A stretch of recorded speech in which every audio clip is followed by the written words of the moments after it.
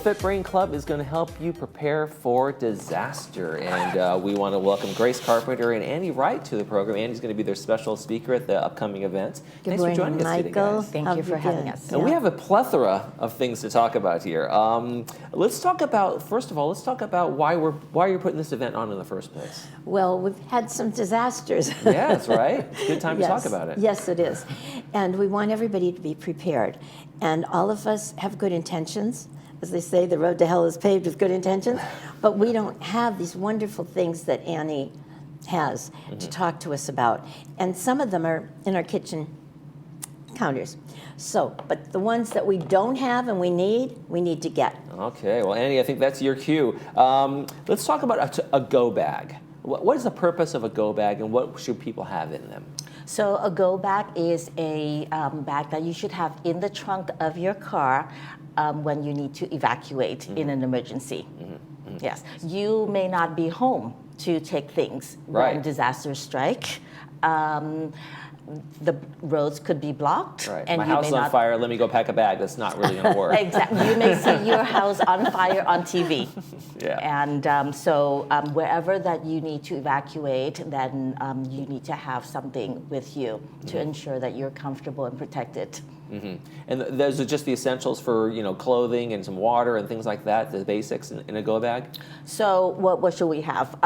Mostly closed-toe shoes, because we may be wearing flip-flops or sandals when disasters strike, and there could be broken glasses and debris everywhere, so these will protect you. A packable jacket, because it does get cold at night, even in the summer. Right. And so just a change of clothes.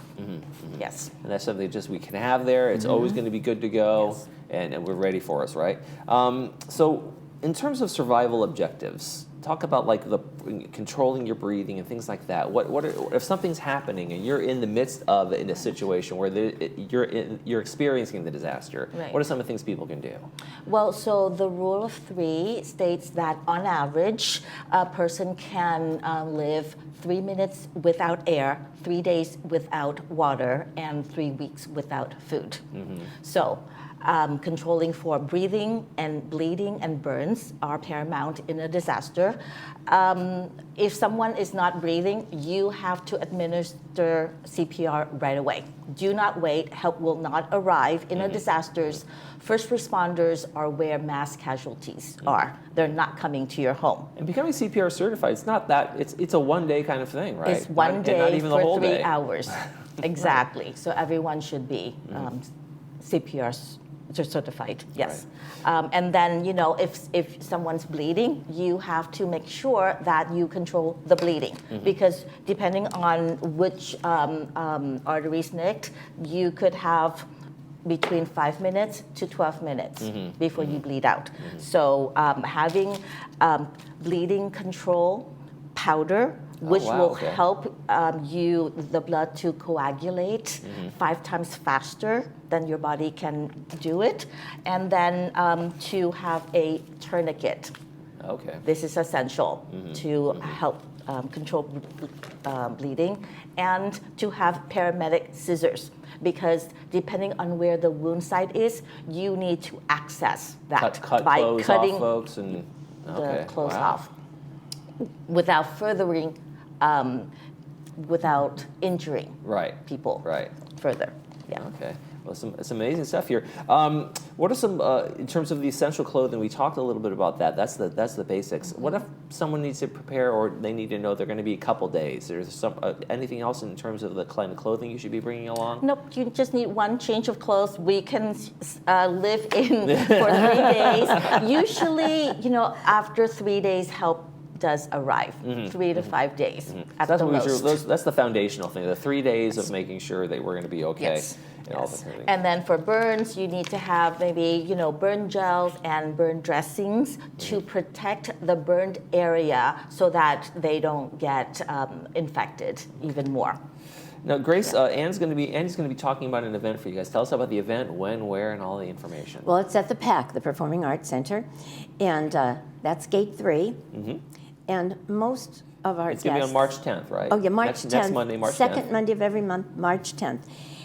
10 a.m., but we expect a large crowd.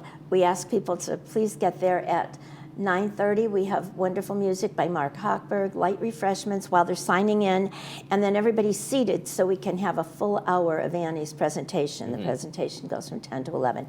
And we like to have a Q&A, so we want to take advantage because there's things here, the radio that has all of these different frequencies that we're going to need. And these things are all available. I got all of these at CVS. So I keep these in my glove compartment.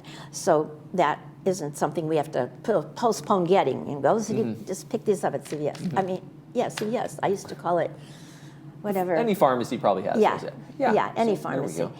And but Annie, then so is there any more about the event? I think we're covered there. Yeah, Okay. yeah. So Annie, we're getting the kind of the Crib Notes version of this. We're just getting a quick 10 minutes on this, and the hour-long presentation. You're going to go into a lot of depth. This emergency bag. This is one of the kind of a go bag kind of thing, right? Or Absolutely. Do you suggest different kind of bags for different kind of things, or like something at the house that you can take, or something that you in the car? Absolutely, the go bag stays in the trunk, ready always. And then if we are sheltering in place, then if we can have a bin, a bigger bag where we can assemble a lot more, so that during a disaster, when we are sheltering at home, then everything would be in one place, because there could be broken glasses everywhere in different rooms, and we don't want to go everywhere to gather important things. So flashlights and radios and tapes and sleeping bags, right? And everyone should always have a physical map in their car, just because in a disaster and you have to evacuate, you may not have GPS. Okay.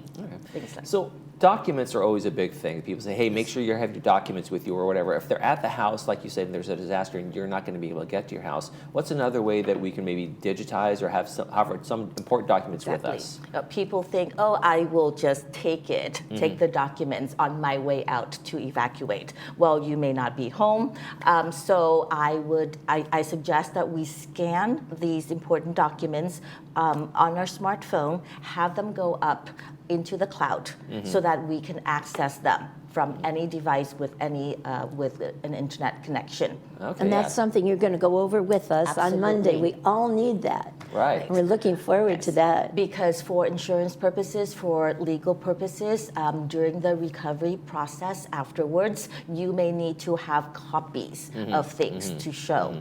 Right. Yes. And a lot of times if you're away, I don't know the password to my account for this, I don't know this, I don't know this, all my documentation is digitized, but I don't have the information to get to those things, right? So have those things scanned in there. Yes, That'd be a and you great way can to do it that. very easily with the phone. It's like taking a picture.